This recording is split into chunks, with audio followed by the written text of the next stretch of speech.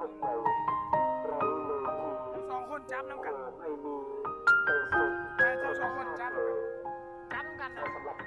สำเนียงตัวฟังจะด่า จับน้ำกัขาน ว